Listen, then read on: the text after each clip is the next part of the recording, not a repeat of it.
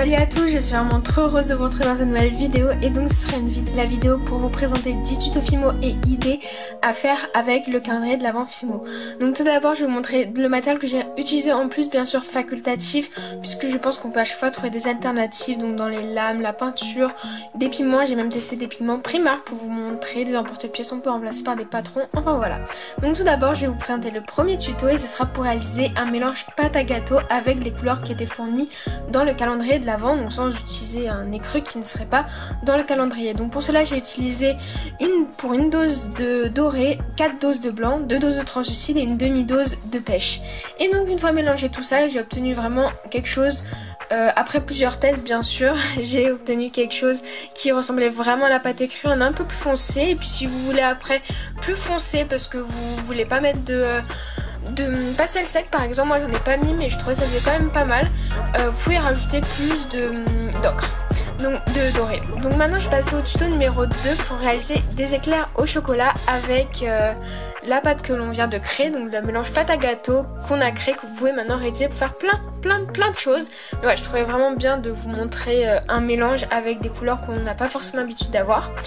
Donc pour mon éclair au chocolat, j'ai tout simplement fait des petites boules, donc après vous les calibrez comme moi en faisant un boudin. Si vous voulez en faire plusieurs, moi j'ai décidé de les monter en boucle d'oreille après. Donc je viens faire une sorte de petit tronçon comme ça, un peu aplati, et puis je viens avec l'outil qui est fourni dans le calendrier de l'Avent créer le strik qui va faire tout le tour du beignet à éclair au chocolat. Enfin éclair, peu importe, moi j'ai fait chocolat puisque c'était ce qui était fourni. Donc après avec un cure-dent, moi c'est un petit pic aiguille, mais bien sûr voilà, vous pouvez remplacer avec un cure-dent.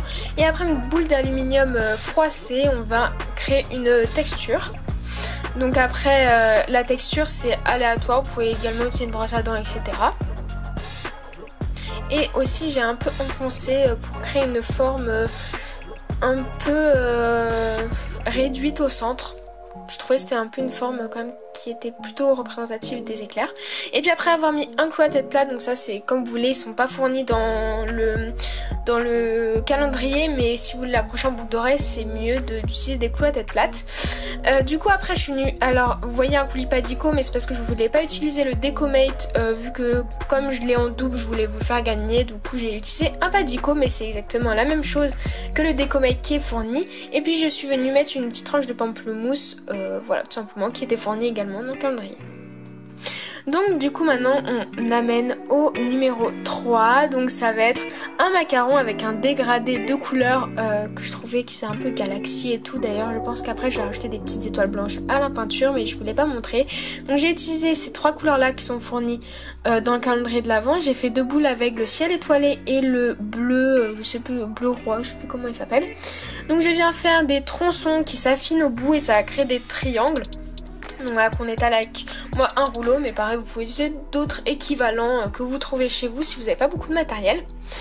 Donc après je viens former avec un côté plus droit pour pouvoir emboîter en fait les deux couleurs de la manière dont vous allez le voir, comme ceci, afin de créer un dégradé. C'est cette position qui va créer le dégradé après, du coup en passant au rouleau, vraiment en repliant. On passe le rouleau, on replie, etc. jusqu'à obtenir un dégradé. C'est assez long, franchement c'est long, ça fait mal au bras, mais le résultat on a un beau dégradé à la fin comme ceci. Donc là je vais vous montrer comment réaliser. Moi je réalise les macarons très simplement, donc parce que j'ai créé un moule avec une base que j'ai créé moi-même de macarons, mais après vous pouvez venir, moi pour calibrer j'emporte-pièce également, comme ça j'ai vraiment le dégradé que je veux, mais vous pouvez emporte-piècer une pâte beaucoup plus épaisse pour créer directement votre effet sur une seule coque que vous venez emporte-piècer pour calibrer vos coques à l'emporte-pièce et non avec un moule si vous n'avez pas de pâte silicone. Donc après avoir passé au moule pour avoir le bombé que je voulais calibrer, je viens faire toute ma texture autour. Voilà, il y a plein de tutos macarons, donc je me suis pas étalée dessus parce que voilà c'est très répandu. Je voulais juste vous montrer comment j'ai réalisé mon dégradé. Et puis après une fois que mes deux coques sont faites, j'ai pris la pâte noire pour faire la ganache du milieu. Donc une ganache très simple, toute basique, bien évidemment. C'est des tutos simples et rapides, donc je suis pas venue faire une petite torsade ou ce que vous voulez. J'ai vraiment fait quelque chose de très basique et je trouvais que le résultat était plutôt joli et même très simple. et ça faisait l'affaire je trouve.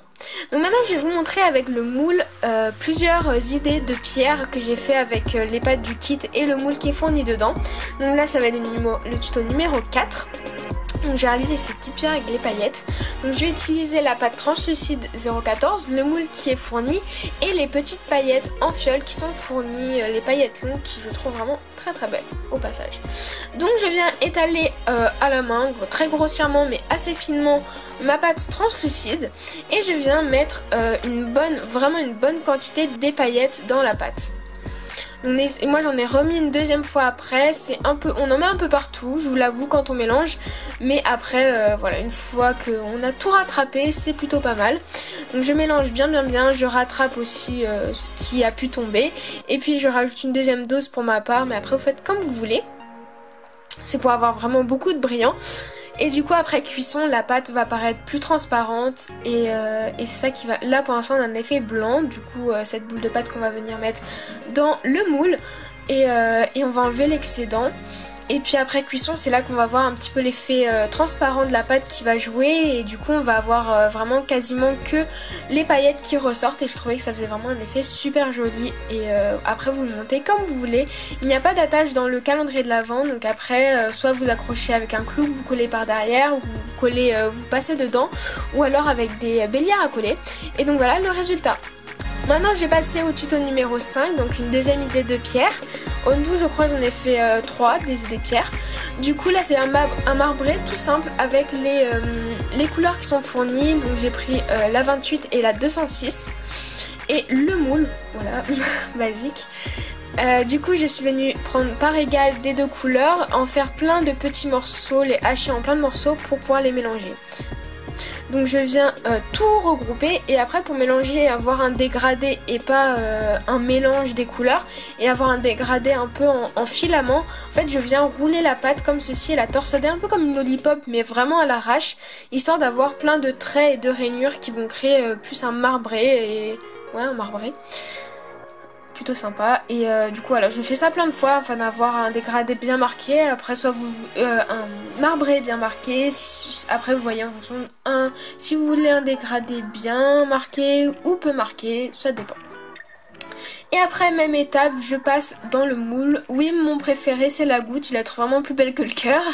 Mais sinon voilà. Après aussi vous voyez le moule il est un peu sale, c'est parce que j'ai utilisé le mien encore une fois. Il y a pas mal de choses que j'avais en double. Du coup c'est pour ça que restez à l'affût. Je voudrais vous faire un concours très prochainement. Et je vais vous faire gagner quelques petites choses que j'avais en double qui étaient dans le calendrier de l'Avent. Donc voilà, restez à l'affût. Donc maintenant je passe au tuto numéro 6 et donc ça va être pour réaliser un effet marbre. Donc avec les pierres également j'ai réalisé un petit macaron, une coque de macaron que je trouvais ça pouvait vraiment aller l'effet marbre dessus. Donc voilà ce que j'ai réalisé, je vais vous montrer tout ça. Donc pour ça j'ai pris de la pâte translucide, du blanc et du noir. Donc tout ça bien sûr toujours fourni. J'ai vraiment essayé de faire du 90% fourni, voilà, tout ce qui est pâte, j'ai vraiment utilisé toutes les pâtes qui étaient fournies. Donc je viens prendre beaucoup de translucide et de blanc et un tout petit peu de noir parce que vraiment vous allez voir que même avec un peu de noir il ressort très vite le noir. Je viens faire le même procédé que pour le précédent marbré, sauf que là du coup il y a moins de noir et... vous voyez que je vais un peu couper pour commencer à voir apparaître quelques filaments. Et puis après je vais faire la même chose pour avoir le marbré attendu avec des filaments etc. Donc je viens rouler, torsader, etc. Et puis après je vais rejoindre tout ça en un bloc. Donc voilà, comme ceci, je viens regrouper un peu au bout d'un moment en bloc comme ceci, je viens découper et c'est là qu'on va voir apparaître des rainures et je vais venir aplatir ces rainures afin qu'elles soient beaucoup plus diffuses et ça qui va me créer un effet dégradé, un effet marbré du marbre que je trouvais plus ressemblant. Voilà, que je préférais. Du coup après je viens emporte-piécer pour pareil avoir une dose à peu près proportionnelle de pâte pour mon macaron, donc de la même manière que tout à l'heure. Et puis de la même chose, cette fois-ci je mets bien juste une bande comme ça pour avoir le dégradé que j'ai choisi. Enfin le marbré que j'ai choisi, je me trompe tout le temps, désolée. Et puis voilà, je rajoute un peu plus à l'intérieur, j'enlève l'excédent et voilà le résultat. J'espère que vous avez un peu compris tout ce que j'ai voulu dire et les images par d'elles-mêmes. Donc maintenant je passe au numéro 7. Donc je vais créer une rose avec de la pâte phosphorescente que j'ai un peu redécouverte et que je trouve vraiment super sympa. Et elle fait vraiment son job de pâte phosphorescente, c'est impressionnant. Donc je vous ai pas montré dans la vidéo, mais vraiment elle est super bien. Cette pâte elle est plutôt originale. Donc j'ai pris le verre, j'ai utilisé les strass et les emporte-pièces qui sont fournis dans le calendrier toujours. Donc j'ai pris le petit emporte-pièces rond et feuille. Donc l'emporte-pièces rond va me servir tout simplement à calibrer encore une fois mes pétales. Donc on peut choisir du coup le nombre qu'on veut, avoir à peu près la même taille de pétales. Et du coup à la fin au final avoir une rose et plusieurs roses de la même taille si vous voulez en faire plusieurs. Et je trouve du coup cette technique avec l'emporte-pièce plutôt utile si on veut réaliser une paire de boucles d'oreilles. Donc après je viens faire ma rose en torsadant du coup en roulant autour de lui-même le premier cercle. Et après j'enroule au fur et à mesure tous les autres autour. Donc moi en tout si je me trompe pas j'ai dû en mettre 7 pour faire ma fleur. Ou 6. Non 6. Je me trompe, j'en ai mis 6. Donc voilà, je viens mettre tout ça, je reforme et tout et je donne un peu de mouvement avec l'outil qui est fourni. Et puis je coupe avec ma lame. Bon, la lame malheureusement qui n'est pas fournie, mais bien sûr on ne peut pas tout avoir hein, quand même. Il y a vraiment quand même pas mal de choses dans ce calendrier de l'Avent. Et puis après j'ai rajouté un petit strass qui est fourni avec dans les petites fioles. Et puis après avec le verre et l'emporte-pièce goutte, je viens réaliser les feuilles et je viens beaucoup strier pour avoir vraiment beaucoup de relief. J'aime beaucoup trop les feuilles comme ça avec beaucoup de relief et je trouvais que ça rappelait plus vraiment les feuilles de rosier pour le coup. Je viens même un peu déchirer des morceaux de pâte sur les bords de la feuille. Donc voilà le résultat et puis on passe en cuisson et puis après je suis venue monter ça sur le support de bague que je trouve vraiment joli qui est fourni dans le calendrier de l'Avent. Maintenant je vais vous montrer ce que j'ai réalisé pour le tuto numéro 8 avec la plaque de pochoir, voilà, qui est fournie à l'intérieur, que je trouve vraiment super sympa et qui est pour le coup inédite puisqu'on l'a jamais vue en magasin. C'est un peu dans le style d'une qui est déjà sortie de chez Graines Créatives, mais je trouve sympa d'avoir des motifs différents dans le calendrier de l'Avent, un peu exclusif. Donc je viens tout simplement étaler, donc j'ai dit la pâte phosphorescente, je trouve que l'effet était plutôt sympa après. Et je viens l'étaler quand même assez épais pour avoir un pendentif solide. Voilà, après si vous voulez encore plus solide, n'hésitez pas à mettre de la résine si vous en avez.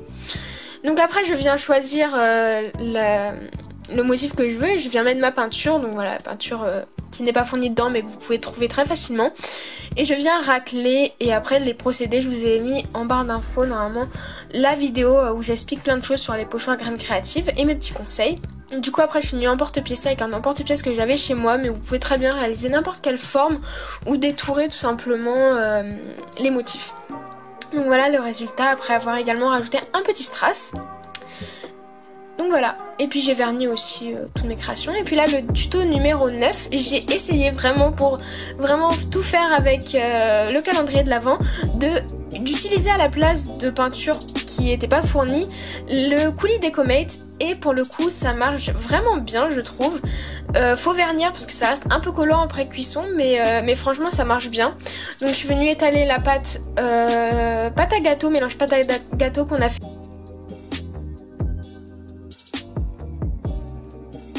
Du coup je suis venue avec mon pochoir mettre à la place de la peinture tout simplement le coulis d'Ecomate. Et une fois que c'est fait et à peu près sec, je suis venue emporte-piécer des triangles que vous pouvez pareil détourer à la main.